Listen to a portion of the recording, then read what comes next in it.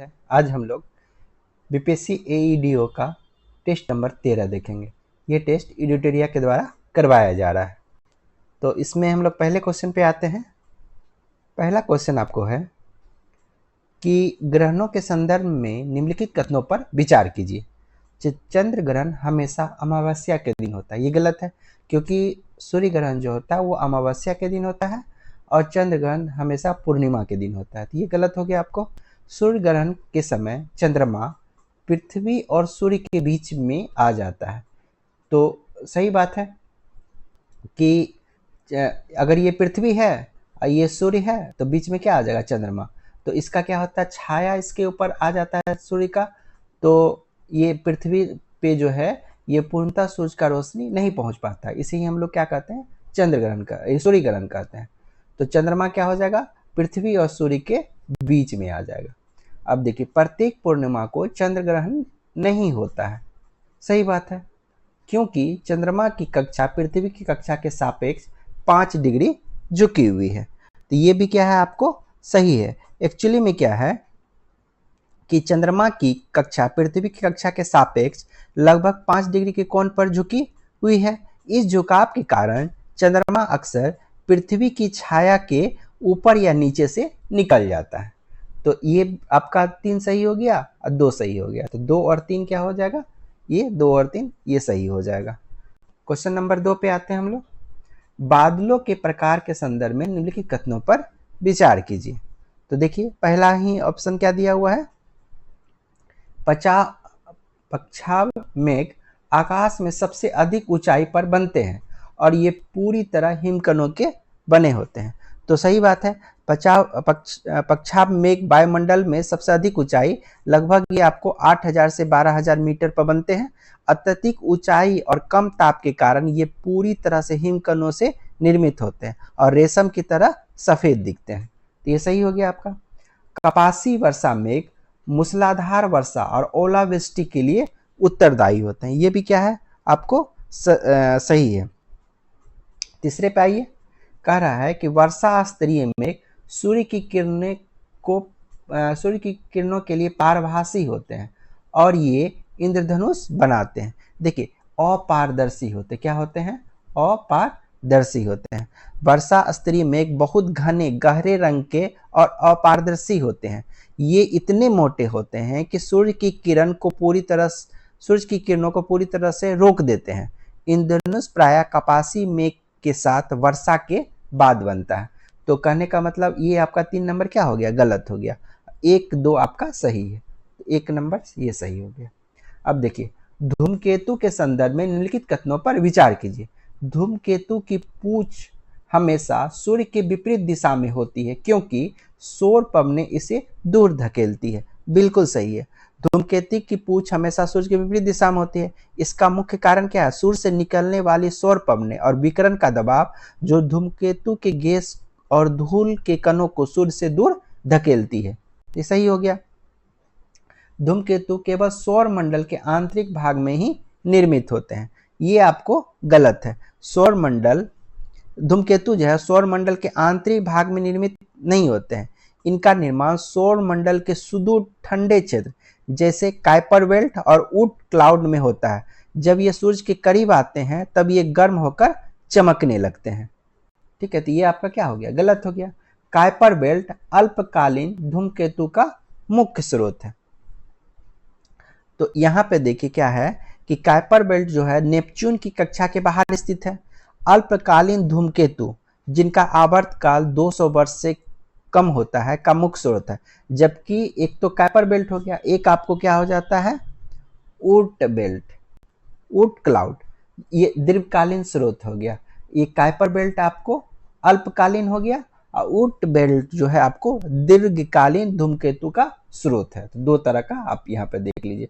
तो ये आपको क्या हो गया? सही हो गया। 1 और 3 आपका सही है। 1 और 3 सही है।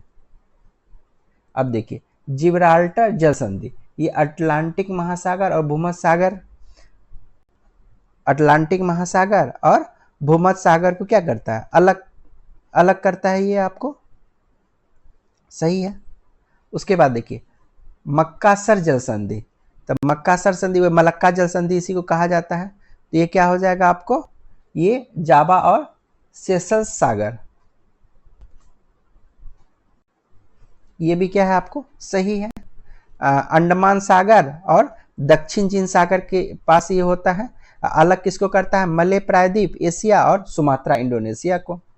और टोरेंस जल संधि ये क्या है कि अराफुरा सागर और कोरल सागर, ये भी क्या है आपको सही है। तो इसका आंसर क्या हो जाएगा, 1 2 3 हो जाएगा। 5 नंबर पे आइए, भारत के उत्तर पूर्वी राज्यों की सीमाओं के संदर्भ में निम्नलिखित कथनों पर विचार कीजिए।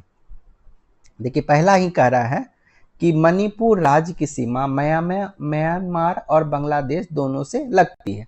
देखिए मणिपुर, मणिपुर जो है ये नागमणि याद रखिएगा, नाग मणि, नागालैंड मणिपुर आसपास में है।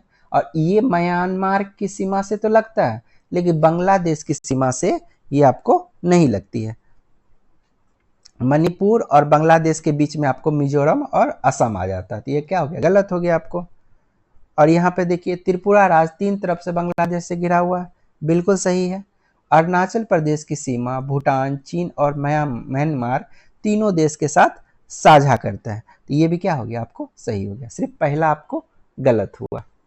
तो 5 का 2 और 3 हो जाएगा, 5 का 2 और 3 हो जाएगा। अब देखिए ज्वार भाटा की उत्पत्ति के संदर्भ में निम्नलिखित कथनों पर विचार कीजिए।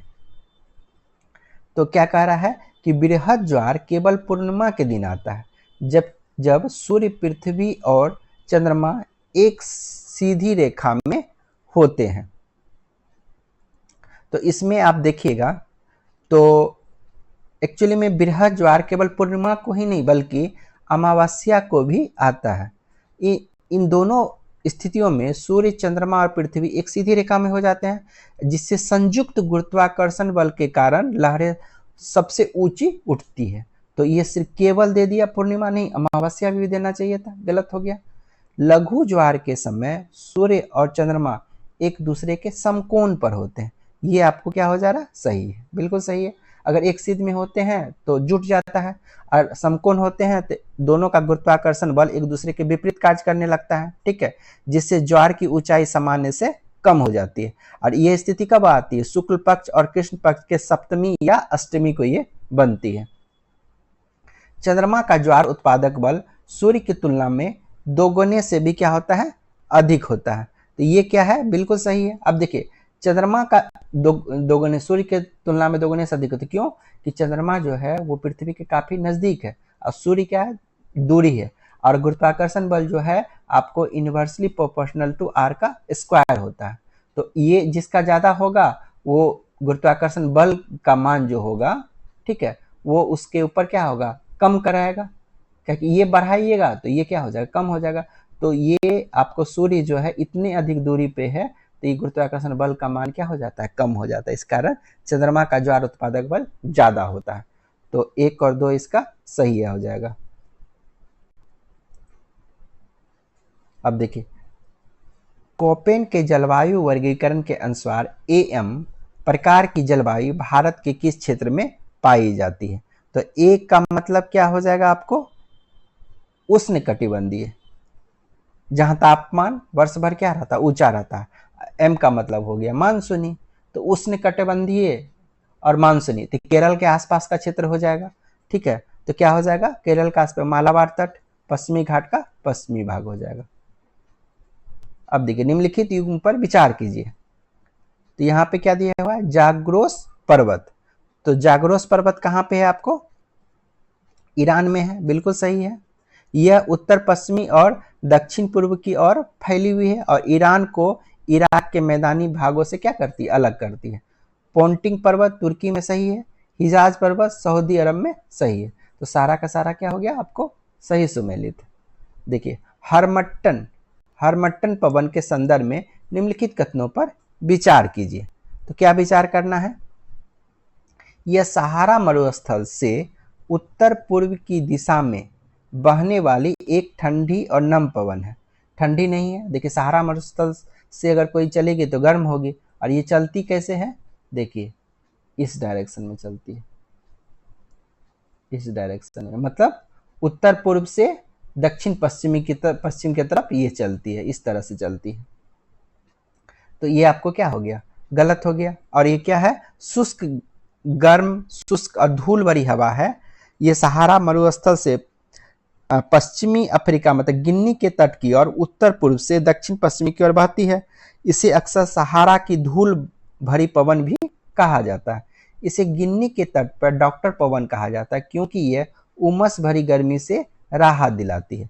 बिल्कुल ये क्या है, आपका सही है।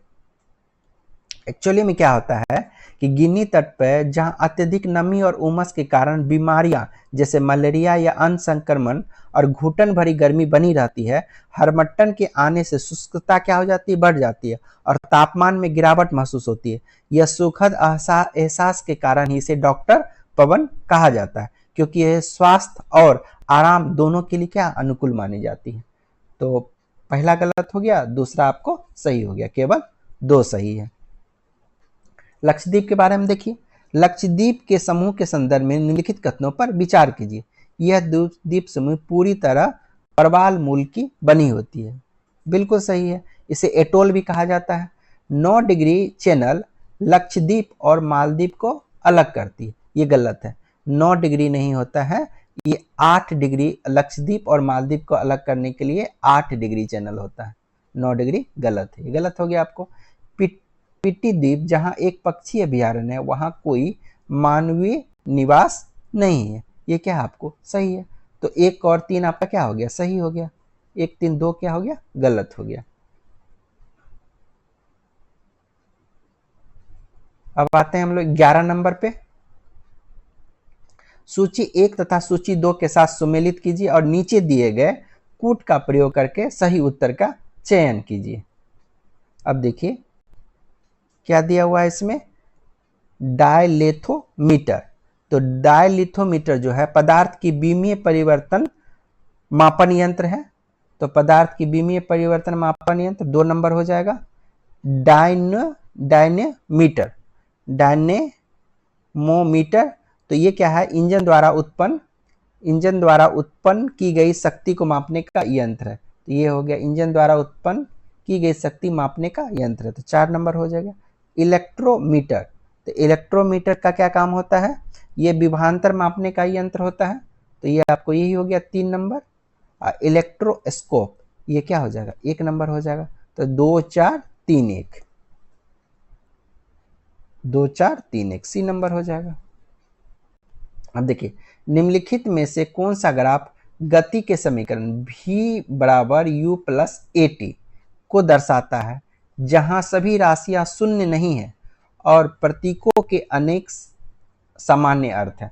देखिए v बराबर u प्लस at का क्या मतलब हो गया कि यहाँ एक्सेलरेशन है, ठीक है, और टाइम के साथ क्या, अगर इनिशियल वेलोसिटी कुछ है, अगर 5 मीटर है, तो टाइम के साथ ये वेलोसिटी में एक्सेलरेशन के साथ गुना होकर जब जुटेगा तो फाइनल वेलोसिटी क्या होगा, हमेशा बढ़ता रहेगा। तो टाइम के साथ बढ़ना है वेलोसिटी को। लेकिन ये जो पूछ रहा है आपको, एक एक्सिस पर टाइम दिया है और एक एक्सिस पर दूरी दे दिया। यहाँ समीकरण क्या दिया है, v बराबर u प्लस at। तो अगर इसको दूरी वाले समीकरण पर रखिएगा क्या हो जाता है, s बराबर ut plus half at square हो जाता है, ठीक है। तो यहाँ पे आप देखिएगा तो इस तरह का जो ग्राफ होता है, इसमें क्या हो रहा है कि टाइम के साथ ये क्या हो रहा है कि डिस्प्लेसमेंट आपका लगातार बढ़ता है। तो कौन सा कर्व हो जाएगा, आपको डी नंबर का कर्व हो जाएगा। ऊर्जा के संबंध में निम्न में से कौन सा कथन सही है। देखिए कह रहा है कि किसी पिंड की स्थिति या आकार में परिवर्तन के कारण उसमें उपस्थित ऊर्जा को स्थिति ऊर्जा कहते हैं। ये सही माना जा सकता है, ठीक है। अब देखिए कहा कि क्या होता है, किसी वस्तु की स्थिति या आकार में परिवर्तन के कारण जो ऊर्जा उसमें संचित होती है उसे ही क्या कहते हैं, स्थितिज ऊर्जा कहते हैं। ये सही हो गया। द्रव्यमान m की एक वस्तु जो वेग से गतिमान है, उसकी गतिज ऊर्जा हाफ mv स्क्वायर होती है। सही बात है, गतिज ऊर्जा का फॉर्मूला ही होता है हाफ mv स्क्वायर। तो ये भी क्या हो गया, आपको सही हो गया। देखिए पृथ्वी की सतह से h ऊंचाई तक उठाए गए द्रव्यमान m की वस्तु की गुरुत्वाकर्षण स्थित ऊर्जा mg द्वारा दी जाती है। ये भी क्या है कि जब किसी m द्रव्यमान की वस्तु को पृथ्वी की सतह से h ऊंचाई तक उठाया जाता है तो उसमें संचित गुरुत्वाकर्षण स्थितिज ऊर्जा का मान mgh होता है। तो बस वही संचित एक ही चीज बता रहा है, बस थोड़ा सा संचित यहाँ पर नहीं लिखा है। गतिशील वस्तु में जो ऊर्जा होती है उसे वस्तु की गतिज ऊर्जा कहते हैं। किसी वस्तु की गति के कारण उसमें कार्य करने की क्षमता होती है उसे ही हम लोग क्या कहते हैं, गतिज ऊर्जा कहते हैं। तो कौन सा कथन सही है? तो करीब करीब सारा सही ही है, थोड़ा सा बस एक लाइन उसके ये देखिएगा कि जैसे उसमें संचित वर्ग नहीं लिखा हुआ है तो कथन सही है, तो ये भी सही है और सभी देखिए ठीक है। इसमें कंफ्यूजन है, इसका क्या आंसर होगा? ऐसे इसका आंसर जो है आपको इडिटेरिया बी नंबर दिया हुआ है। फुटबॉल के खेल में गोलकीपर फुटबॉल के खेल में गोलकीपर गोल की ओर आती गेंद को पकड़ने के बाद अपने हाथ को पीछे की ओर खींचता है। इससे गोलकीपर को क्या होता है? देखिए अब यहाँ सारा मोमेंटम का खेला है, मास इनटू वेलोसिटी।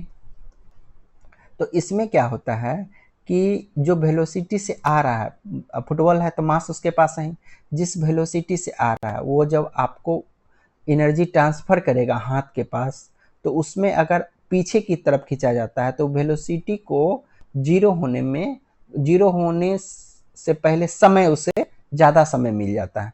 तो हाथों को गेंद द्वारा लगाया गया बल बढ़ाना, गेंद पर अधिक बल लगाना, संवेग परिवर्तन दर कम हो जाती है। यही हो जाएगा, संवेग परिवर्तन की दर कम हो जाती है। एक्चुअली में क्या है कि जब वो गेंद जो है उसका वेग शून्य तक लाने में लगने वाला समय से क्या हो जाता है, बढ़ जाता है, क्योंकि जैसे आप बॉल को रोकिएगा तो शून्य पे आना ही उसका वेलोसिटी।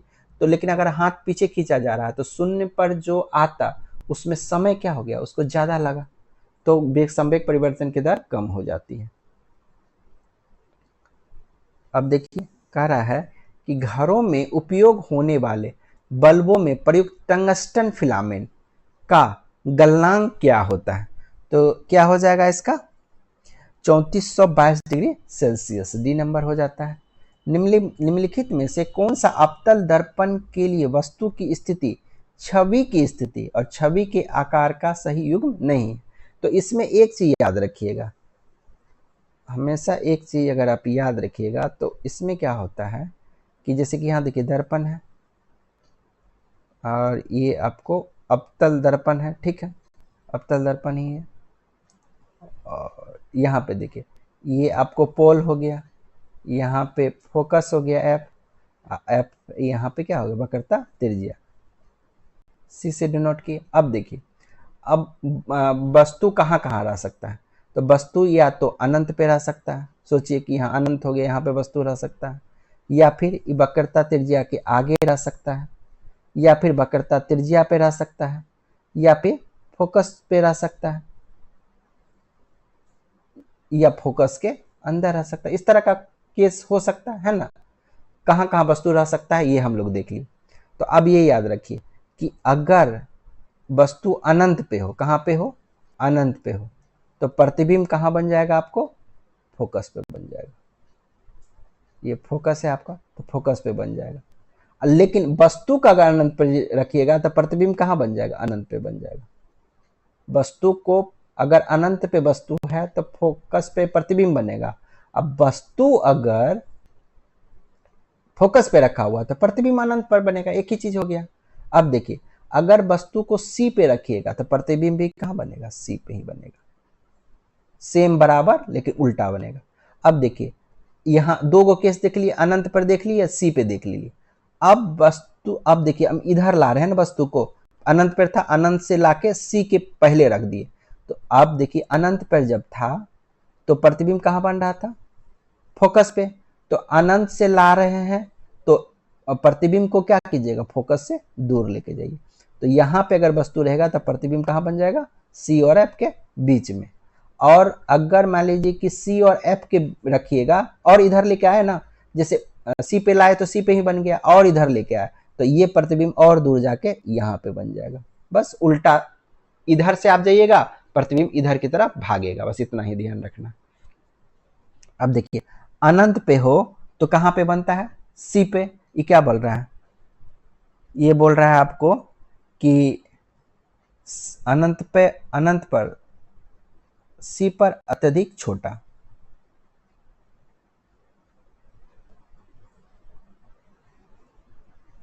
नहीं पूछ रहा है ना, गलत है। देखिए अनंत पे रहता है तो कहाँ बनता है, फोकस पे बनता है ना, गलत हो गया, खत्म कहानी। सी से परे मतलब सी से दूर, यहाँ सी से दूर रहा था तो प्रतिबिंब कहाँ बन रहा था, जब इधर जा रहे थे तो इधर आ रहा था, तो सी के परे तो सी और एफ के बीच में, सी और एफ के बीच में, ठीक है।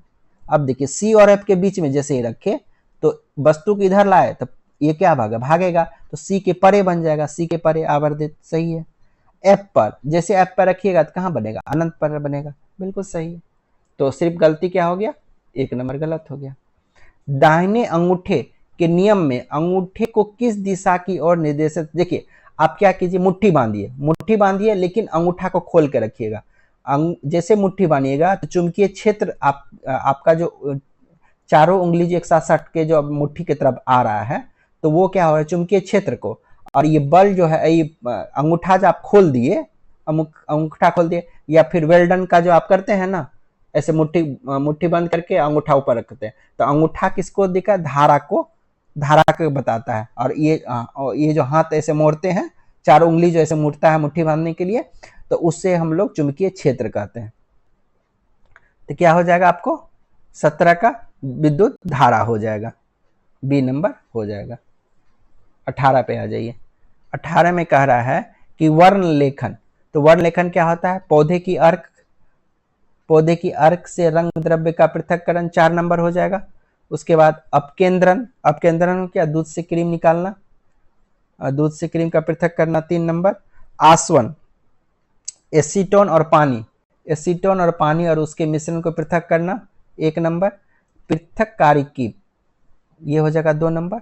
तो 4 3 1 2, 4 3 1 2 सी नंबर है। अब देखिए कह रहा है कि इसने डाल्टन के एटॉमिक थ्योरी का कौन सा नियम सफलतापूर्वक समझाया है। देखिए रेडियोधर्मिता का नियम तो कभी नहीं समझाया, क्योंकि डाल्टन बोला था कि परमाणु अविभाज्य टूटता ही नहीं है, और रेडियोधर्मी में क्या होता है, टूटता है, तो ये तो खत्म हो गया। तो 1 नंबर जिसमें है वो काट दीजिए, खत्म। उपयुक्त सभी का सभी तो सही हो नहीं सकता, सीधे आंसर क्या हो जाएगा, बी हो जाएगा। मतलब गुणित अनुपात का नियम भी सही होगा, स्थिर संगठन का नियम भी सही होगा, द्रव्यमान संरक्षण का भी नियम सही होगा, तो बी नंबर हो गया आपको। जब लिटमस विलयन ना तो अम्लीय होता है और ना ही क्षारीय होता है, तो उसका रंग कैसा होता है, तो उसका रंग बैंगनी होता है।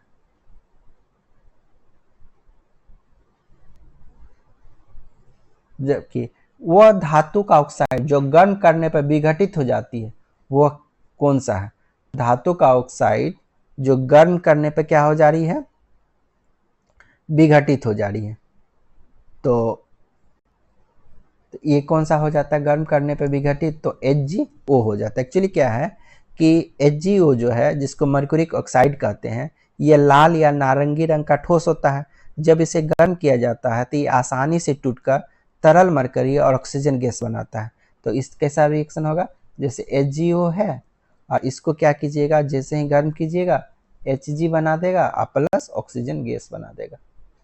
जर्मन सिल्वर में चांदी का प्रतिशत क्या है, देखिए जर्मन सिल्वर में होता क्या सब है, कॉपर होता है, जिंक होता है और निकेल होता है। कहीं से भी Ag चांदी नहीं होता है, चांदी क्या हो जाए 0%। निम्न में LPG किसका मिश्रण है, तो LPG जो है आपको, LPG जो होता है वो मुख्य रूप से ब्यूटेन और प्रोपेन का मिश्रण होता है। तो ब्यूटेन ये हो गया आपको, प्रोपेन ये हो गया, तो ये डी नंबर आंसर लगा लीजिए, प्रोपेन और ब्यूटेन का मिश्रण होता है। मोनेरा जगत के संबंध में निम्नलिखित कथनों पर विचार कीजिए। मोनेरा में एक कोशिकीय प्रोकैरियोटिक जीव शामिल होते हैं, बिल्कुल सही है, प्रोकैरियोटिक होता है और एक कोशिकीय जीव शामिल होते हैं। अधिकांश मोनेरा परपोषी होते हैं लेकिन कुछ स्वपोषी भी होते हैं, सही बात है। सभी मोनेरा में कोशिका भित्ति पाई जाती है, ये गलत हो गया। अधिकांश मोनेरा में कोशिका भित्ति तो पाई जाती है, लेकिन माइकोप्लाज्मा जैसे कुछ जीव में कोशिका भित्ति का पूर्ण अभाव भी होता है, तो ये आपको गलत हो गया, सभी नहीं बताना चाहिए थे। 1-2 सही हो जाएगा। 25 नंबर पे आइए, समसूत्री विभाजन केवल द्विगुणित कोशिका में पाया जाता है, ये बिल्कुल सब केवल गलत है। असूत्री विभाजन में गुणसूत्रों की संख्या आधा कर देता है, ये क्या है आपको सही है। एक्चुअली में क्या है कि समसूत्री विभाजन केवल द्विगुणित कोशिका तक ही सीमित नहीं होती है, हालांकि जंतुओं में यह मुख्य रूप से द्विगुणित कायिक कोशिका में होता है, लेकिन कुछ अपवाद जैसे कि नर मधुमक्खी में यह अगुणित कोशिका में भी देखा जाता है। इसके विपरीत पौधे में समसूत्री विभाजन अगुणित द्विगुणित दोनों प्रकार की कोशिका में समान रूप से देखा जाता है। निम्नलिखित में से पादप संवहनी ऊतकों के संदर्भ में सही कथन कौन सा है? अब देखिए, जाइलम मुख्य रूप से पत्तियों से कार्बनिक पोषक तत्व का परिवहन करता है। देखिए, कार्बनिक हो गया फूड से रिलेटेड, तो जाइलम जल का करता है और फ्लोएम फूड का करता है, तो ये तो गलत हो गया आपको। यहाँ फ्लोएम रहता तो सही करते, फ्लोएम जड़ों से पानी खनिज, अरे ये तो बिल्कुल गलत हो गया। जाइलम ने जल करता है, जाइलम और फ्लोएम जटिल अस्थायी ऊतक है, सही बात है, जो पौधे में परिवहन प्रणाली बनाते हैं, तो ये भी क्या हो गया आपको सही हो गया।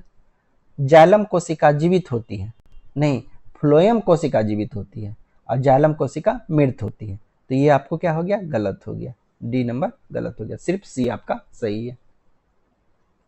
अब देखिए, उपकुला मतलब उपकला ऊतक मतलब इपिथेलियल सेल जो है बाहरी त्वचा पे होता है, त्वचा के बाहरी सतह पे 3 नंबर हो जाएगा। संयोजी ऊतक हड्डी ब्लड ये सब क्या है, संयोजी ऊतक 2 हो जाएगा।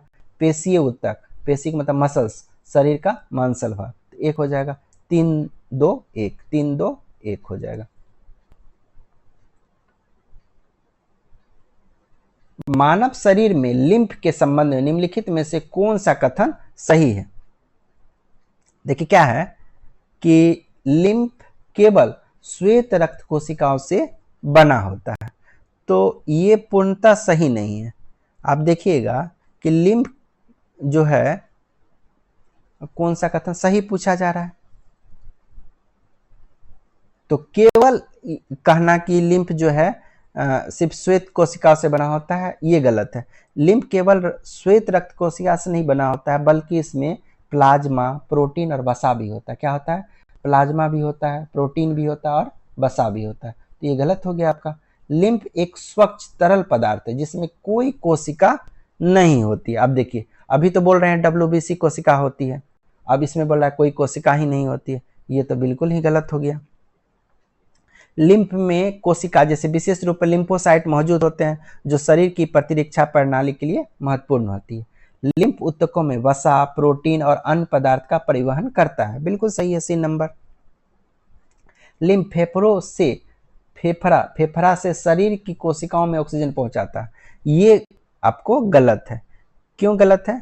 कि लिम्फ का जो है मेन कार्य क्या है कि छोटी आंत से अवशोषित वसा और वसा में घुलनशील विटामिन को रक्त प्रवाह तक पहुंचाता है। ये ऊतकों से अतिरिक्त तरल पदार्थ, प्रोटीन और अन्य पोषक तत्व को भी वापस संचार प्रणाली तक लेके जाता है।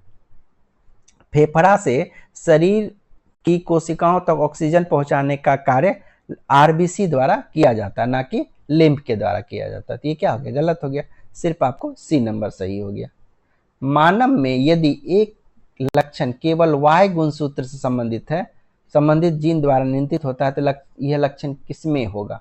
देखिए, अब मान ली Y पे कोई है, तो Y किसके पास होता है? सिर्फ पुत्र के पास होता है, ठीक है। Y तो पुत्री में तो होता ही नहीं है, तो अगर Y गुणसूत्र पे कोई जीन अगर है, ठीक है, तो वो किस में होगा? सिर्फ पुत्र में ही दिखाई देगा, पुत्री में तो दिखाई दे ही नहीं सकता, केवल पुत्रों में वंशानुगत होगा। 29। अब देखिए, मलेरिया का क्या हो जाएगा? मादा एनीफिलीज मच्छर, 1 का 1 सही है। कालाजार, सेंट फ्लाई सही है। फैलेरिया, कुलेक्स मच्छर सही। डेंगू, एडिज मच्छर, 1 2 3 4 सारा का सारा आपको सही हो जाएगा। अब देखिए, कह रहा है कि लॉर्ड विलियम बेटिंग को भारतीय समाचार पत्र का मुक्तिदाता कहा जाता है, ऐसा तो नहीं है। चार्ल्स मेटकाप को भारतीय प्रेस का मुक्तिदाता कहा जाता है। ठीक है,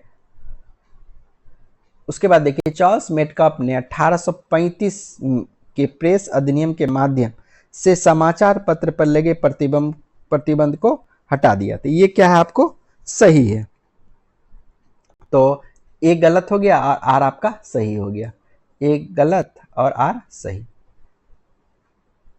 वहाबी आंदोलन के संदर्भ में निम्नलिखित कथनों पर विचार करें। इसका मुख्य उद्देश्य इस्लाम में सुधार करना और इसे शुद्ध बनाना था। बिल्कुल सही है। इस आंदोलन का मुख्य केंद्र पटना था। ये भी सही है। यह आंदोलन पूरी तरह अहिंसक था। ये गलत है। देखिएगा कि भारत के रायबरेली के सैयद अहमद इसके मुख्य नेता थे। इस आंदोलन का सबसे महत्वपूर्ण और संगठित केंद्र पटना था, जहां से इसके अभियान का संचालन हुआ था। तो यह आंदोलन सशस्त्र और विद्रोही था। इन्होंने उत्तर पश्चिमी सीमा प्रांत में अंग्रेज और सिखों के विरुद्ध जिहाद मतलब धर्म युद्ध की घोषणा की थी। 1831 के बालाकोट की लड़ाई में सैयद अहमद की मृत्यु के बाद ही यह आंदोलन अंग्रेज के खिलाफ यह आंदोलन अंग्रेज के खिलाफ सक्रिय रहा था। तो ये इसमें क्या था, ये एक तरह का जिहाद था। तो ऐसा नहीं कह सकते कि अहिंसक था, यह हिंसक था। 1 और 2।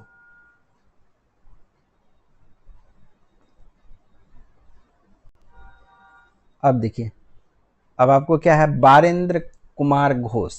तो बारेंद्र कुमार घोष आपको अनुशीलन समिति का सदस्य था। ये वहीं पे आप देखिएगा बी.डी. सावरकर तो अभिनव भारत इन्होंने बनाया था। Lala Hardayal Ghadar party, Sachindra Sanyal Hindustan republic association. तो 4 हो जाएगा, 2 1 3 4, 2 1 3 4, 1 नंबर ही हो जाएगा। अब देखिए, माउंटबेटन योजना के संदर्भ में निम्नलिखित कथनों पर विचार की। इसने भारत के विभाजन को स्वीकार किया। सही बात है, माउंटबेटन योजना से ही क्या हुआ था, भारत का विभाजन स्वीकार हुआ था। इसने रियासतों को स्वतंत्र रहने का विकल्प दिया था। ये सही नहीं है। एक्चुअली में क्या है कि माउंटबेटन योजना रियासतों को स्वतंत्र रहने का विकल्प नहीं दिया था, बल्कि योजना के अनुसार रियासत के पास केवल 2 विकल्प थे, या तो वे भारत में शामिल हो जाए या वे पाकिस्तान में शामिल हो जाए। ठीक है, तो आपको केवल एक सही हुआ। 35 पे आइए। 1857 विद्रोह के कारणों पर विचार कीजिए। डलहौजी की हड़प नीति ने भारतीय शासक में भारी असंतोष पैदा किया। बिल्कुल सही। सेना में भारतीय और यूरोपियों की सैनिक का अनुपात समान था। समान कहां से था, ठीक है, 6:1 के आसपास में, शायद 5:1 के रेशियो में था। कितना था, 5:1 के रेशियो में। तो समान अनुपात तो था ही नहीं, गलत हो गया आपका। चर्बी एवं कारतूस के प्रयोग ने धार्मिक भावना को ठेस पहुंचाया था। ये भी बिल्कुल सही है। 1 और 3 सही हो जाएगा। 36 नंबर, 1885 में भारतीय राष्ट्रीय कांग्रेस की स्थापना के समय लॉर्ड डफरिन वायसराय थे। बिल्कुल सही है। ये कांग्रेस की एक सूक्ष्मदर्शी अल्पसंख्यक की संस्था मानते थे। ये भी सही है। तो दोनों सही है, लेकिन मतलब डफरिन थे, तो ऐसा कुछ इस वर्ड से कुछ ये सही एक्सप्लेनेशन नहीं हो पा रहा है। तो एसर्शन सही है, रीजन भी सही है, लेकिन व्याख्या सही नहीं है। तो बी हो जाएगा। देखिए, प्रार्थना समाज। तो प्रार्थना समाज का स्थापना जो है आत्माराम पांडुरंग ने किया था, लेकिन केशव चंद्र सेन के सलाह से किया था। आर्य समाज दयानंद सरस्वती सही है। रामकृष्ण मिशन स्वामी विवेकानंद सही है। तो सारा का सारा क्या हो जाएगा, सही हो जाएगा। रैयतबारी और महलवारी व्यवस्था में अंतर पर विचार करें। रैयतबारी से समझौता सीधे किसान से होता। बिल्कुल सही। महलवारी में समझौता पूरे गांव के समुदाय से होता था। सही बात है। रैयतबारी व्यवस्था उत्तर भारत में प्रचलित थी। देखिए, रैयतबारी व्यवस्था आपको दक्षिण भारत में प्रचलित थी। उत्तर भारत में तो आपको महलवारी प्रथा थी। अब बंगाल वगैरह में आपको अस्थाई बंदोबस्त था। ठीक है, तो आंसर ये गलत हो गया आपको। 1 और 2 सही है। लॉर्ड मिंटो सुधार 1909 के बारे में सत्य कथन चुने। इसने केवल मुसलमानों के लिए पृथक निर्वाचन की व्यवस्था की थी। सही बात है। उसके बाद देखिए, इसने केंद्रीय विधान परिषद में निर्वाचित सदस्यों की संख्या घटा दी। ये गलत है। 39 में आप ये देखिएगा कि इस अधिनियम ने वास्तव में केंद्रीय और प्रांतीय विधान परिषदों के आकार में वृद्धि की। केंद्रीय विधान परिषद के सदस्यों की संख्या 16 से बढ़ाकर 60 कर देगी। ठीक है, हालांकि इसमें सरकारी बहुमत अभी भी बना रहा था, तो केवल एक सही हो जाएगा। क्या हो जाएगा? केवल एक सही होगा। होम रूल आंदोलन द्वितीय विश्व युद्ध के दौरान शुरू किया गया था। ठीक है, और इस क्या है कि द्वितीय विश्व युद्ध के समय, ये देखिए 1916 का बात है ना, तो ये सब इस समय क्या चल रहा था? प्रथम विश्व चला था, तो गलत हो गया। तिलक और एनी बेसेंट चाहते थे कि भारत की युद्ध के बदले स्वशासन मिले, बिल्कुल सही है। तो क्या हो जाएगा? होम रूल आंदोलन प्रथम विश्व युद्ध के दौरान 1916 में शुरू हुआ था। बाल गंगाधर तिलक और एनी बेसेंट का मानना था कि चूंकि भारत युद्ध में ब्रिटेन की मदद कर रहा है, इसलिए ब्रिटिश सरकार को उसके बदले में भारतीयों को स्वशासन देना चाहिए। इनका उद्देश्य ब्रिटिश साम्राज्य के भीतर रहते हुए डोमिनियन स्टेट प्राप्त करना था। तो क्या हो जाएगा? ए गलत है और आर सही हो जाएगा, डी नंबर हो जाएगा। 41 नंबर पर आ जाइए। व्यक्तिगत सत्याग्रह 1940 के बारे में निम्नलिखित में से कौन सा कथन गलत है? यह अगस्त प्रस्ताव के विरोध में था। गलत पूछा जा रहा है, ये सही है। विनोबा भावे पहले सत्याग्रही थे, बिल्कुल सही है। तो पहले सत्याग्रही कौन थे? विनोबा भावे थे। दूसरे जवाहरलाल नेहरू थे। तीसरे ब्रह्मदत्त थे। जवाहरलाल नेहरू दूसरे सत्याग्रही थे, सही है। इसमें हजारों लोगों ने एक साथ गिरफ्तारी दी थी, यही तो गलत हो गया ना। एक साथ नहीं, व्यक्तिगत सत्याग्रह था ना, सब एक एक करके इसमें गिरफ्तारी देता था। और इसके पीछे कारण क्या रखा गया था? कारण ये था कि भारतीय जनता द्वितीय विश्व युद्ध में ब्रिटिश सरकार के साथ नहीं थी, क्योंकि इस आंदोलन का स्वरूप सामूहिक नहीं बल्कि व्यक्तिगत था। गांधी ने जानबूझकर इसे व्यक्तिगत तक सीमित रखा था ताकि युद्ध के दौरान व्यापक अराजकता न फैले। इससे सत्याग्रही एक एक करके अपनी गिरफ्तारी दे रहे थे। 41 नंबर का आपको डी नंबर गलत होगी, एक एक करके गिरफ्तारी दे रहे थे। 42 पे आते हैं। 1937 के चुनाव में कांग्रेस ने भारी सफलता प्राप्त की थी, ये तो सही ही है। 1935 के भारत सरकार अधिनियम के तहत 1937 में हुए चुनावों में कांग्रेस ने अभूतपूर्व सफलता प्राप्त की। कुल 11 प्रांत में से 5 प्रांतों में कांग्रेस ने पूर्ण बहुमत मिला था और अंततः उसने 8 प्रांतों में अपनी सरकार भी बनाई थी। मुस्लिम लीग ने कांग्रेस का समर्थन किया था, ये सही नहीं है। मुस्लिम लीग ने कांग्रेस का समर्थन नहीं किया। वास्तव में चुनाव के बाद गठबंधन सरकार बनाने को लेकर संयुक्त प्रांत जैसे क्षेत्रों में कांग्रेस और मुस्लिम लीग के बीच गहरे मतभेद पैदा हो गए। कांग्रेस ने केवल अपने दम पर सरकार बनाने का निर्णय लिया, जिससे मुस्लिम लीग और कांग्रेस के बीच कड़वाहट बढ़ गई। तो ए सही और आर गलत। अब देखिए, अशोक के अभिलेख के संदर्भ निम्नलिखित कथनों पर विचार कीजिए। कंधार अभिलेख केवल ग्रीक भाषा में उत्कीर्ण थे, ये गलत है। कंधार अभिलेख जो अफगानिस्तान से प्राप्त हुए हैं वो आपको ग्रीक में ही नहीं बल्कि ये दुभाषी था। ग्रीक और आरामी, ग्रीक एक हो गया, एक आरामी भी हो गया, दुभाषी था ये गलत हो गया। शहबाजगढ़ी और मानसेहरा अभिलेख खरोष्टी लिपि में थी, ये आपको सही है। पाकिस्तान के शहबाजगढ़ी और मानसेहरा से प्राप्त शिलालेख खरोष्टी लिपि में लिखे गए थे। खरोष्टी लिपि दाएं से बाएं की तरफ लिखी जाती है, जैसे उर्दू लिखी जाती है उसी तरह से। बौद्ध दर्शन के प्रतीत्य समुत्पाद का अर्थ क्या होता है? तो इसमें क्या होगा कि एक कारण के होने से दूसरे कार्य की उत्पत्ति, कारण कार्य सिद्धांत, यही होता है। गुप्तकालीन न्याय व्यवस्था के संदर्भ में पुग का अर्थ क्या होता है? तो पुग का अर्थ जो है ये क्या होता है कि विभिन्न जातियों के व्यापारियों का समूह जो विवाद सुलझाता था उसे ही पुग कहते हैं। कुषाण शासक कनिष्क ने बौद्ध धर्म के महायान संप्रदाय को संरक्षण दिया, बिल्कुल सही है। कनिष्क के शासनकाल के दौरान चौथी बौद्ध संगति बौद्ध धर्म में स्पष्ट विभाजन हुआ। ये भी क्या है आपको सही है। तो 46 नंबर का क्या हो जाएगा? हाँ, महायान संप्रदाय को दिया, अब मतभेद के बाद दो भाग में विभाजित हो गया, तो क्या हो जाएगा? सही है।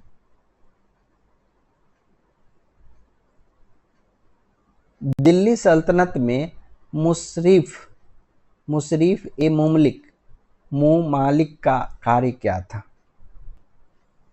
तो इसमें क्या है कि मुशर्रिफ ए मुमालिक का कार्य क्या था कि राज्य की आय का लेखा जोखा रखना, और मतलब एक तरह का महालेखाकार का काम ये करता था। तो बी नंबर हो जाएगा। देखिए ऐसे देखिएगा कि सैन्य भर्ती करना किसका काम था? तो दीवाने अर्ज का। धार्मिक दान प्रबंधन कौन करता था? तो दीवाने रसालत या सद्र उर सुदूर कहा जाता था। खुफिया विभाग का कौन होता था? तो बारिद ए मुमालिक होता था, बरोद ए मुमालिक। मोहम्मद शाह तुगलक, मतलब मोहम्मद शाह तुगलक ने ब्राह्मणों पर जजिया कर लगाया था, ये गलत है। फिरोज शाह तुगलक ने जजिया कर लगाया था। फिरोज शाह तुगलक शरीयत के नियमों को कड़ाई से लागू करना चाहता था और उलेमा का समर्थन प्राप्त करना चाहता था, ये सही है,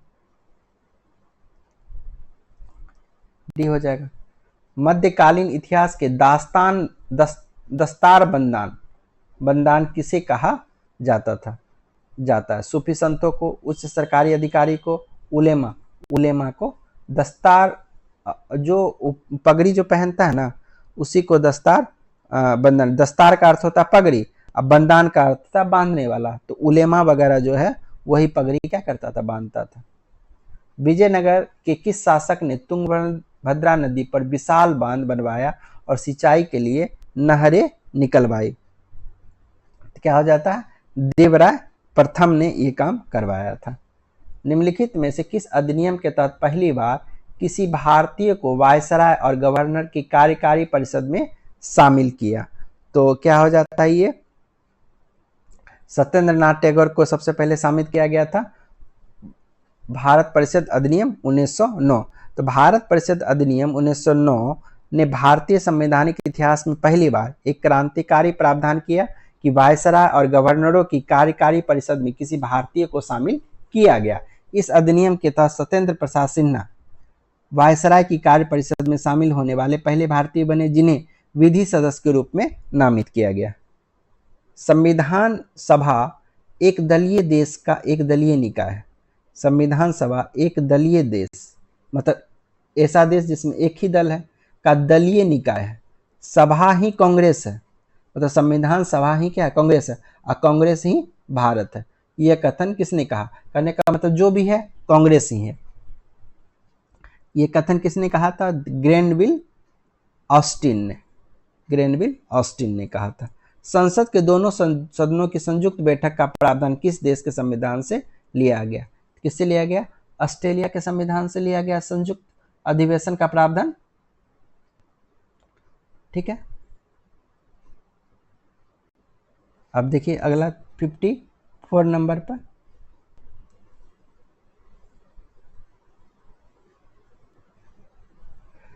सहकारी समिति को संवैधानिक दर्जा और संरक्षण किस संविधान संशोधन के तहत प्रदान किया गया? तो कमा संविधान संशोधन था ये? 97वां संविधान संशोधन हो जाएगा आंसर, सी नंबर इसका। कि ये देखिएगा कि 97वां संविधान संशोधन के माध्यम से संविधान में 3 प्रमुख बदलाव किए गए। पहला 19 का 1 का सी के तहत सहकारी समिति बनाने के अधिकार को एक मौलिक अधिकार बना दिया गया। राज्य के नीति निर्देशक तत्व में एक नया अनुच्छेद 43 का बी जोड़ा गया, जो राज्य को सहकारी समितियों के स्वैच्छिक गठन और लोकतांत्रिक नियंत्रण को बढ़ावा देने का निर्देश देता है। वही भाग जो है 9B में 9B जोड़ा गया, जिसमें 243ZH से 243ZT तक सहकारी समिति के कामकाज के नियम दिए गए हैं। भारतीय संविधान की प्रस्तावना में किस प्रकार की स्वतंत्रता का उल्लेख किया हुआ है? देखिए भारत की प्रस्तावना में 5 तरह की स्वतंत्रता का उल्लेख किया गया है। ठीक है, और ये पांचों आपको यहाँ पे दिया हुआ है। क्या है कि प्रस्तावना स्पष्ट रूप से घोषित करती है कि भारत की सभी नागरिकों को विचार, अभिव्यक्ति, विश्वास और धर्म की उपासना की स्वतंत्रता सुनिश्चित की जाएगी। तो सारा का सारा आपका हो गया, 1 2 3 4 5 हो जाएगा। बजट पारित होने की प्रक्रिया के चरणों का सही क्रम बताएं।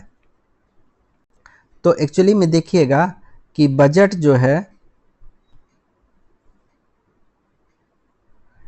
पारित होने के कुल 6 चरण है। तो बजट की प्रस्तुति, वित्त मंत्री का भाषण, तो बजट की प्रस्तुति 1 नंबर पे ये हो जाएगा। आम चर्चा नीतियों का पर सामान्य बहस, तो आम चर्चा हो जाएगा 2 नंबर पे ये हो जाएगा आपको। तीसरा देखिए, विभागीय समिति द्वारा जांच, बारीकी से मूल्यांकन में इसमें 3-4 सप्ताह लगता है। उसके बाद क्या होता है, चौथा नंबर पे होता है अनुदान की मांग पर मतदान केवल लोकसभा में। अनुदान की मांग पर मतदान क्या हो जाएगा, लोकसभा में। तो ये 3 नंबर हो जाएगा। तो कहने का मतलब ये है कि सबसे पहले 3 हो जाएगा, उसके बाद आपको 2 हो जाएगा, सॉरी 3 के बाद 1, 1 के बाद 2, बी नंबर हो जाएगा। और यहाँ देखिएगा 5वां नंबर पे क्या है, विनियोग विधेयक पारित करना, संचित निधि से पैसा निकालने की अनुमति। और 6ठे नंबर पे होता है वित्त विधेयक पारित करना, कर संबंधी प्रावधानों को लागू करना। ये 6 चरण होता है बजट में। धन विधेयक के संबंध में निम्नलिखित कथनों पर विचार कीजिए। तो कह रहा है कि धन विधेयक के संबंध में लोकसभा के अध्यक्ष का निर्णय अंतिम होता है, किसी न्यायालय, संसद या राष्ट्रपति द्वारा चुनौती नहीं दी सकती। बिल्कुल सही है। धन विधेयक केवल मंत्री द्वारा ही प्रस्तुत किया जा सकता है, ये भी क्या है, बिल्कुल सही है। धन विधेयक राष्ट्रपति रोक कर रख सकता है। एक्चुअली में देखिएगा कि धन विधेयक राष्ट्रपति के पास भेजा जाता है तो उनके पास 2 विकल्प होते हैं, या तो वो सहमति दे दे या इसे रोक कर रख ले। हालांकि वे इसे संसद में पुनर्विचार के लिए वापस नहीं भेज सकते, क्योंकि वह इन्हें पूर्व अनुमति से ही पेश किया जाता है। मतलब धन विधेयक को जब भी पेश करना हो तो राष्ट्रपति से अनुमति लेना पड़ता है। अब अनुमति ले ही लिए, अब फिर अनुमति लेके ही आप पेश किए, और जब एक बार वोटिंग से पास हो गया तो फिर राष्ट्रपति उसको क्यों फिर कहेगा कि पुनर्विचार के लिए हम फिर से वापस करते हैं, तो करने का कोई मतलब ही नहीं है। तो ये आपको लेकिन रोक के रख सकता है या फिर अनुमति दे सकता है। तो ये भी सही हो गया। तो क्या हो जाएगा, 1 2 3 हो जाएगा। राष्ट्रीय अल्पसंख्यक आयोग एक संवैधानिक संस्था है, नहीं, संवैधानिक संस्था नहीं है। राष्ट्रीय अल्पसंख्यक आयोग देखिएगा एक सावधिक निकाय है। क्यों कि अल्पसंख्यक आयोग अधिनियम 1992 के तहत इसे स्थापित किया गया था। चूंकि इसकी स्थापना किसी विशेष कानून के माध्यम से हुई थी, इसलिए इसे सावधिक निकाय कहा जाता है। तो आंसर क्या हो जाएगा आपको, 58 का बी नंबर हो जाएगा। 59 नंबर पे आइए, राज्य विधान परिषद को निम्नलिखित में से कौन समाप्त कर सकता है। देखिए, राज्य विधान परिषद को समाप्त तो कौन कर सकता है, संसद ही कर सकता है। तो उसमें लेकिन क्या होता है कि संविधान के अनुच्छेद 169 के तहत संसद को किसी राज्य में विधान परिषद को स्थापित करने या समाप्त करने का अधिकार प्राप्त है।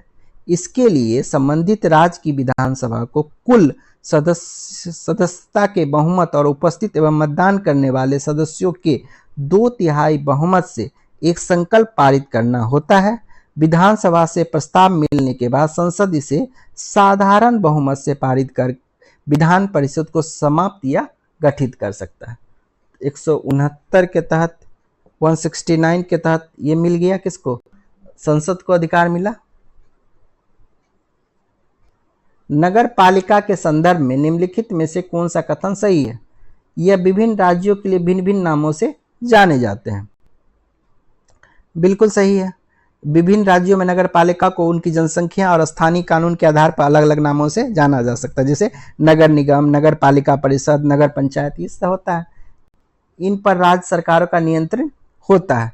बिल्कुल सही है। राज्य सरकार जो है राज्य सूची का विषय है, तो राज्य सरकार के ही क्या होता है, इस पे नियंत्रण होता है। और ये शाब्दिक निकाय है। देखिए, जिस समय ये नगर पालिका का कंसेप्ट आया था ही शाब्दिक निकाय, लेकिन बाद में 74वें संविधान संशोधन 1992 के बाद इसे संवैधानिक दर्जा मिला, इसलिए इसे गलत तो नहीं कर सकते। तो आंसर भी 1 2 3 ही दिया हुआ है। पहले शाब्दिक था, लेकिन अब संवैधानिक हो चुका है। राष्ट्रीय आय की गणना करते समय निम्नलिखित में से किसे शामिल नहीं किया जाता है? कर्मचारियों का पारिश्रमिक। देखिए, जो या तो उत्पादन हो रहा है या फिर आपको सेवा हो रहा है, उससे अगर कोई जुड़ा हुआ है, ठीक, उत्पादन या सेवा से, ठीक है, सर्विस सेक्टर या प्रोडक्शन से, तो उसमें जो भी जुड़ा हुआ रहेगा वो शामिल होगा। तो कर्मचारी क्या है? प्रोडक्शन का कर्मचारी हो सकता है या फिर सर्विस का कर्मचारी हो सकता है, तो उसका तो योगदान है ना, तो वो शामिल होगा। हस्तांतरण भुगतान जैसे वृद्धा पेंशन, ये देखिए वृद्धा पेंशन हो गया या फिर छात्रवृत्ति हो गया, ये सब उत्पादन के साधन में नहीं आता है, तो इसे शामिल नहीं किया जाता। कंपनियों का लाभ और स्वरोजगार की मिश्रित आय, स्वरोजगारियों का मिश्रित, खुद से कोई रोजगार कर रहा है तो वो जो कमा रहा है तो वो वहाँ तो वो तो जुटेगा। कंपनी का लाभ भी तो उसी से रिलेटेड, उत्पादन या सर्विस से रिलेटेड है, तो उत्पादन और सर्विस से रिलेटेड अगर होगा, ठीक है, तो वो शामिल होगा। ऐसे कोई चीज हो रहा है जैसे छात्रवृत्ति हो गया, वृद्धा पेंशन, ये उत्पादन से वृद्धा पेंशन क्या लेना देना है, ठीक है, सर्विस से क्या लेना देना है, तो 61 का क्या हो जाएगा? बी हो जाएगा। यदि अर्थव्यवस्था में मुद्रास्फीति भारतीय रिजर्व बैंक के लक्ष्य की सीमा 2 से 6% से ऊपर चली जाती है, मुद्रास्फीति, तो भारतीय रिजर्व बैंक सामान्यतः क्या कदम उठाएगा? तो मुद्रास्फीति बढ़ रहा है, मतलब रुपया का भाव, वैल्यू खत्म होता जा रहा है, तो उस स्थिति में क्या होगा कि CRR बढ़ा देगा, ठीक है। CRR क्या करेगा? रेपो रेट में वृद्धि कर देगा, ठीक है। रेपो रेट में क्या करेगा? वृद्धि कर देगा। उससे क्या होगा कि जैसे रेपो रेट में वृद्धि हुआ तो बैंक के पास जो है, बैंक के पास नकदी कम होगा, क्योंकि उसको ज़्यादा महंगा लोन मिलेगा। तो बैंक के पास नकदी कम होगा तो वो आम जनता में भी क्या करेगा? रुपया नहीं लोन दे पाएगा, कर्ज नहीं दे पाएगा, तो मार्केट में पैसा क्या हो जाएगा? मार्केट में पैसा तरलता कम हो जाएगा, ठीक है। तो यही किया जाता है। मांग के नियम के संदर्भ में निम्नलिखित कथनों पर विचार कीजिए। तो मांग का नियम क्या होता है? यदि किसी वस्तु की कीमत में वृद्धि होती है तो आमतौर पर उसकी मांग बढ़ जाती है। एक गॉफलिन करके एक वस्तु होता है, वो उसमें होता है, गलत है। अगर किसी वस्तु का मांग अगर बढ़ा तो कीमत भी क्या हो जाती है? बढ़ जाती है। कीमत अगर वृद्धि हुई तो मांग क्या हो जाती है? घट जाती है। मांग वक्र का ढाल ऋणात्मक होता है, ऊपर से नीचे की ओर। बिल्कुल सही है, मांग वक्र का ढाल क्या होता है? ऋणात्मक होता है। इसमें इस तरह से देखा जाता है कि ढाल ऋणात्मक का कारण ये होता है कि एक स्तर तक मांग और कीमत संतुलित होती है, लेकिन उसके बाद जो होता है दिक्कत होना शुरू होता है। कैसे दिक्कत होता है कि सोचिए कि बिजली को ही देख लीजिए। सरकार क्या किया कि 200 यूनिट बिजली बिल फ्री कर दिया, ठीक है। तो 200 यूनिट तक बिजली बिल फ्री हुआ, तो इसमें क्या है कि 200 यूनिट तक जब आप खर्च करते हैं, सोचिए कि ये 200 यूनिट से कोई सिंचाई कर रहा है, ठीक है, सिंचाई पानी पटा रहा है खेत में, तो पानी जो पटा रहा है तो 200 यूनिट, अगर मान लीजिए उसके पास 1 बीघा है और 1 बीघा में उसको 200 यूनिट अगर लग जाता है, 200 यूनिट अगर बिजली खपत होता है, तो वहां तक तो उसका मान लीजिए कि बिजली का पैसा नहीं लग रहा है। लेकिन जैसे ही वो क्या किया, 1 बीघा जमीन और ले लिया, अब जो इसमें जो बिजली खर्च होगा 200 यूनिट इस दूसरे बीघा में, तो इसमें इसका क्या होगा? इसका लागत बढ़ जाएगा ना, तो लागत बढ़ गया, ठीक है। एक स्तर तक तो सेम था, लेकिन जैसे ही उससे आगे बढ़ा तो अब इसका लागत बढ़ गया। तो अब क्या है कि लागत बढ़ने से अब, 1 मिनट, कहाँ चला गया?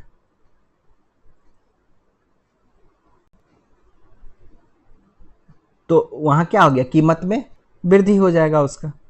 तो ये आपका सही है। स्थानापन्न वस्तु के मामले में एक वस्तु कीमत बढ़ने पर दूसरी की मांग घट जाती है। ऐसा कैसे होगा?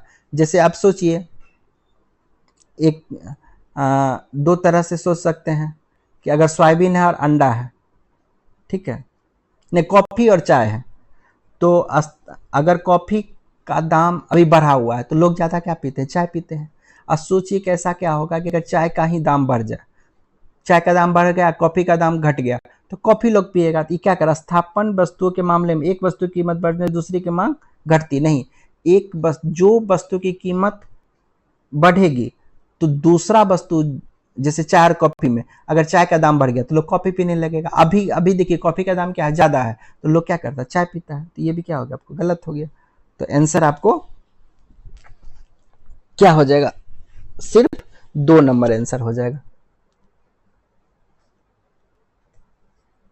सिर्फ 2 नंबर आंसर हो जाएगा। गरीबी रेखा के निर्धारण के लिए गठित निम्नलिखित समितियों में कालानुक्रम क्रम में व्यवस्थित करें। तो इसमें क्या है कि आपको वाई के अलग समिति, ये आपको बना था 1977 में। उसके बाद लकड़ावाला समिति, ये बना था आपको 1989 में। उसके बाद सुरेश तेंदुलकर समिति 2005 में। फिर आपको सी रंगराजन समिति 2012 में।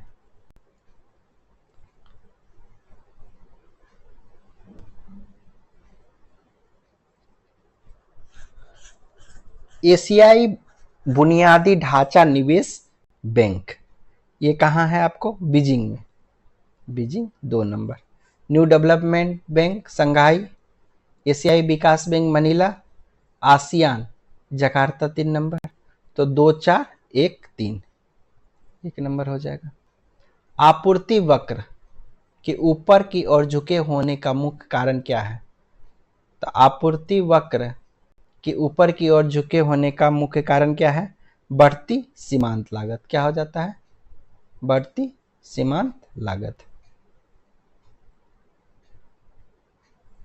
पूर्ण प्रतियोगिता बाजार की विशेषता के संबंध में निम्नलिखित कथनों पर विचार कीजिए।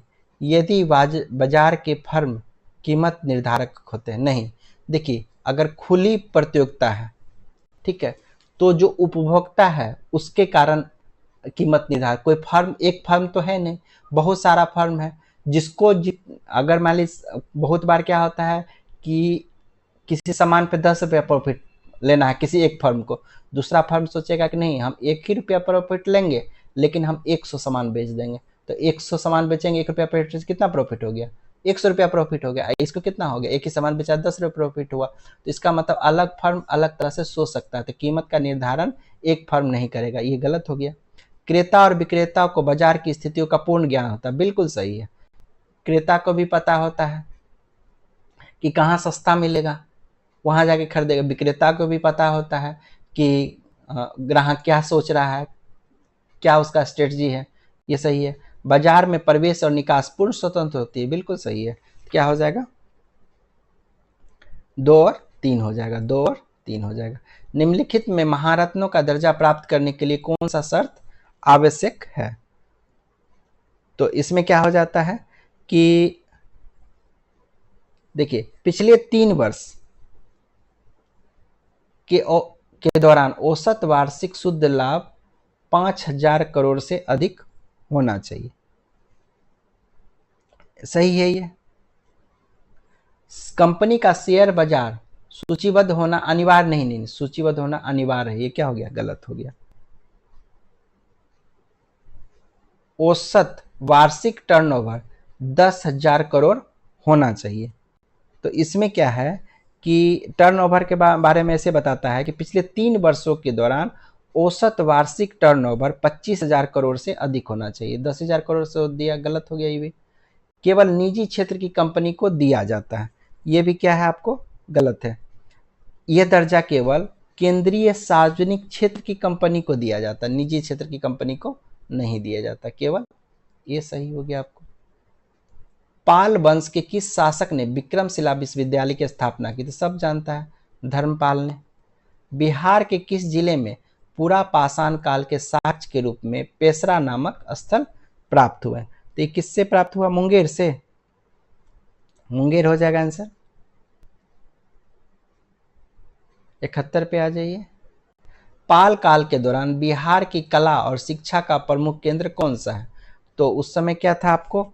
यही देख संरक्षक था ना, नालंदा विश्वविद्यालय का भी संरक्षक था और विक्रमशिला बनवाया ही था पाल प्रमुख। तो ये हो गया बी नंबर। बिहार के भौतिक विभाग के संदर्भ निम्नलिखित में से कौन सा कथन सही है? उत्तर पश्चिमी भाग शिवालिक श्रेणी है। उत्तर पश्चिम,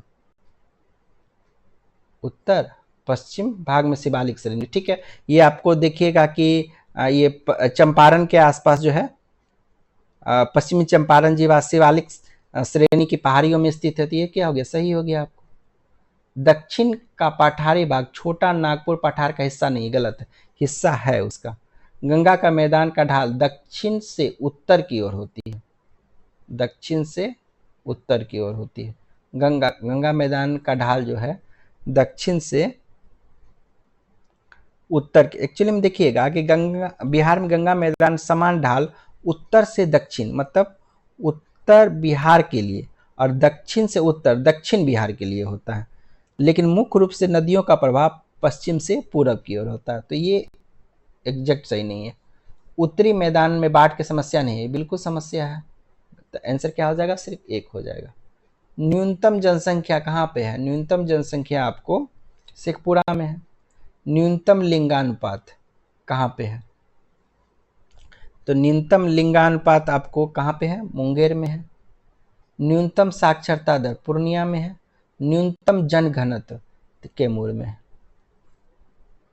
बिहार की औद्योगिक संरचना के संबंध में निम्नलिखित कथनों पर विचार कीजिए। बिहार के मुख्य रूप से कृषि आधारित विनिर्माण उद्योग जैसे चीनी और चावल मिल है, बिल्कुल सही है। भागलपुर और गया का मुख्य रूप से हस्तशिल्प के केंद्र है, सही है। भागलपुर में आपको रेशम का हो जाता है, गया में आपको सूती का हो जाता है। पटना में कीटनाशक बनाने के कारखाने स्थापित है, बिल्कुल सही है। तो तीनों का तीनों क्या हो जाएगा? आपको सही हो जाएगा।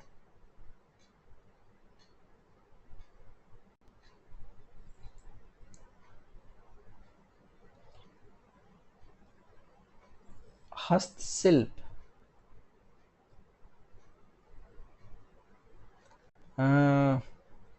ये थोड़ा सा जो है आपको ये हस्तशिल्प उससे नहीं कहा जाता। जैसे हम बताया ना आपको, सूती का आपको हो जाता है गया के लिए, अब भागलपुर सिल्क के लिए कहा जाता है।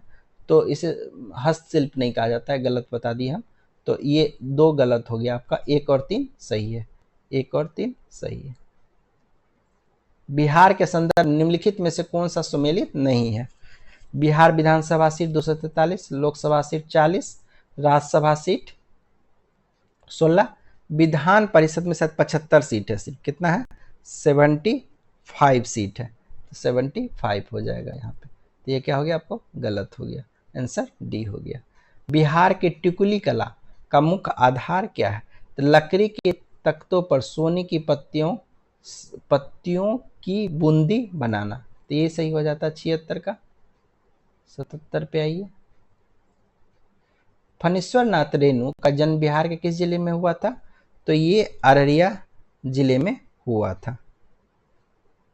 अररिया जिले के ओरहाई हिंगना नामक स्थान पे हुआ था। बिहार में गंगा नदी कितने प्रमंडलों से गुजरती है? तो बिहार में देखिए 2 प्रमंडल से गंगा नदी नहीं गुजरती, एक मगध से, एक आपको कोसी से। ये 2 से नहीं गुजरती है। अब बाद बाकी सारे के सारे प्रमंडल से गुजरती है। तो क्या हो जाएगा? टोटल 7 प्रमंडलों से गुजरती है। जैसे कि आपको सारण हो गया, तिरहुत हो गया, पटना हो गया, दरभंगा हो गया, मुंगेर हो गया, भागलपुर हो गया और पूर्णिया हो गया। और 12 जिलों से गुजरती है, ठीक है। कौन सा जिला?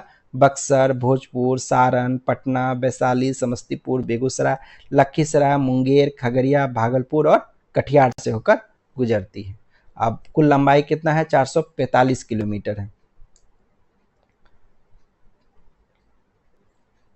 79 पे आइए। महाबोधि मंदिर कहाँ पे आपको? बोधगया में। अशोक स्तंभ कहाँ आपको? वैशाली में। सिरसा का मकबरा सासाराम में। विश्व शांति स्तूप राजगीर में। बिहार के उत्तरी मैदान भाग में पाई जाने वाली बाल सुंदरी मिट्टी उत्तरी मैदान में की मुख्य विशेषता क्या है? ये चूनी की प्रधानता होती है, इसमें गहरे भूरे रंग होते हैं। ये क्या हो गया आपको? सही है, बी नंबर। क्षारीय प्रकृति का ये होता है आपको। 77वें गणतंत्र दिवस परेड में डीआरडीओ ने पहली बार अपने हाइपरसोनिक ग्लाइड मिसाइल का प्रदर्शन किया, जो हिंद महासागर में भारत की समुद्री क्षमता के विभिन्न क्षेत्रों में पेश करता है। सही है। एक स्वदेशी रूप से विकसित उन्नत हथियार जो लगभग 1500 किलोमीटर की रेंज के साथ हाइपरसोनिक गति मैक 5 to 10 पर चलने में सक्षम है, जिसे दुश्मनों के हमले इस पर लगभग असंभव है। बिल्कुल सही है। तो एक दूसरे का एक्सप्लेनेशन भी सही सटीक कर रहा है।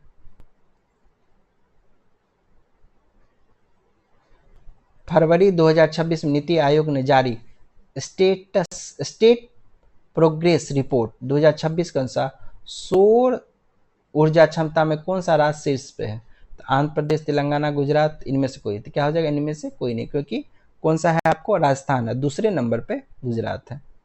भारत में पहले स्वदेश निर्मित 1 megawatt green hydrogen power plant का उद्घाटन निम्नलिखित में से किस स्थान पर किया गया? तो ये क्या हो जाता है? कांडला, गुजरात के कांडला में किया गया।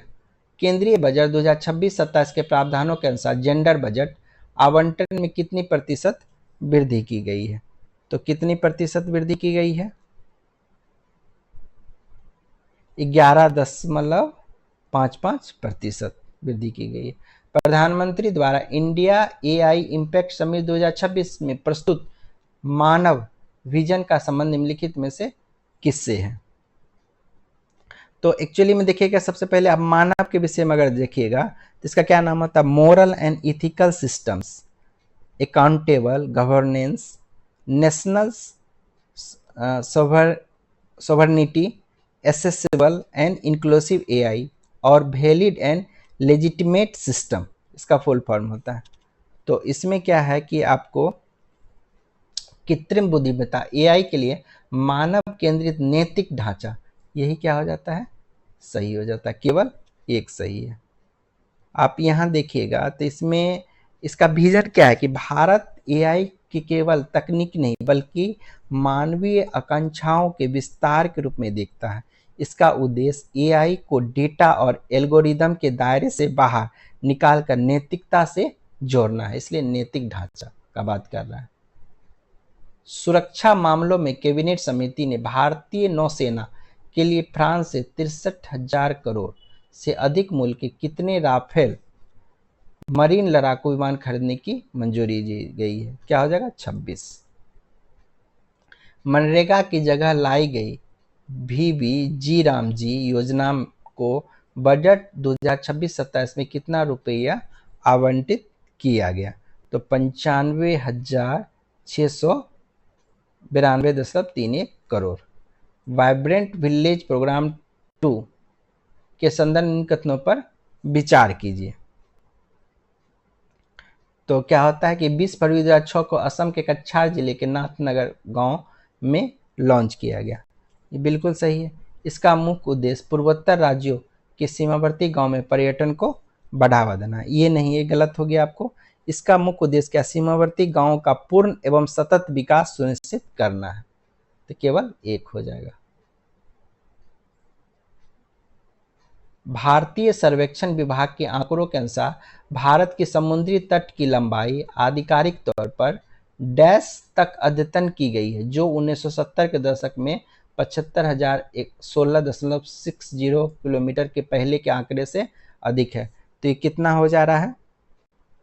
11,098.81 किलोमीटर हो जा रहा है। बोनालू उत्सव कहाँ मनाया जाता है? तो बोनालू आपको तेलंगाना में। 4 लेवेंडर मनाया जाता है आपको जम्मू कश्मीर में। 3 त्रिशूर पूरम आपको केरल में। 1, और रमन्ना उत्सव आपको उत्तराखंड 2 हो गया, तो 4-3-1-2, 4-3-1-2 सी नंबर हो जाएगा। सुभाष चंद्र बोस आपदा प्रबंधन पुरस्कार 2026 के तहत व्यक्तिगत श्रेणी में यह पुरस्कार किसे प्रदान किया गया? तो कर्नल सीता अशोक शेल्के को प्रदान किया गया। दुनिया की चौथी सबसे बड़ी अर्थव्यवस्था बनने के लिए भारत ने किस देश को पीछे छोड़ा है? तो भारत ने किसे छोड़ा है? जापान को पीछे छोड़ा है। जनवरी 2026 के आधार शुभंकर उदय का अनावरण किसने किया? नीलकंठ मिश्रा ने किया। UIDAI के चेयरमैन नीलकंठ मिश्रा ने किया। दिसंबर 2025 के द्रव्य पोर्टल का शुभारंभ गोवा में किस मंत्रालय द्वारा किया गया? किसके द्वारा किया गया? आयुष मंत्रालय के द्वारा किया गया। आर्थिक सर्वेक्षण 2025-26 में वैश्विक आर्थिक रुझानों के संदर्भ में निम्नलिखित कथनों पर विचार कीजिए। क्या है कि वैश्विक आर्थिक विकास दर 2026 में 3.3 रहने का अनुमान है, जो अप्रैल 2025 में टैरिफ संबंधी गिरावटों से उबर रही है। बिल्कुल सही है। सेवा और वेतन संबंधी दबावों के कारण उन्नत अर्थव्यवस्था में मुद्रास्फीति 2026 में 2.2% के उच्च स्तर पर रहने का अनुमान है। ये भी क्या है आपको? सही है, तो दोनों सही हो जाएगा।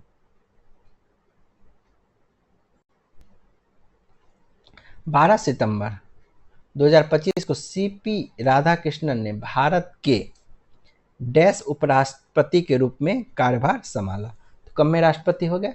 उपराष्ट्रपति 15वें। दिसंबर 2025 में प्रलय मिसाइल का टेस्ट किस जगह से किया गया? तो प्रलय मिसाइल का टेस्ट जो है उड़ीसा के चांदीपुर से किया गया। ठीक है। ICC अंडर-19 क्रिकेट विश्व कप 2026 का खिताब किस देश से अपने नाम किया?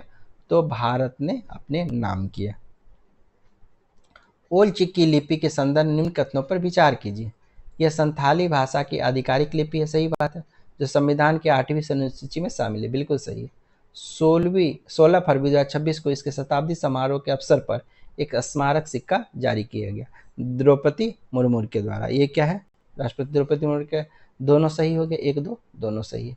बिहार के कटिहार जिले में स्थित गोगाबिल झील को भारत का कौन सा रामसर स्थल घोषित किया गया? जो बिहार का छठा ऐसा रामसर स्थल है। तो वीडियो को लाइक कर दीजिए आप लोग, और चैनल को नहीं सब्सक्राइब किए हैं तो सब्सक्राइब कर लीजिए, कुछ जाता नहीं है आपका।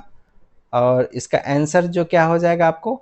94वां रामसर स्थल है, और बिहार में छठा रामसर स्थल है। ठीक है, तो वही चीज़, लाइक सब्सक्राइब शेयर जो करना है करते रहिए, कोई प्रॉब्लम नहीं है। धन्यवाद।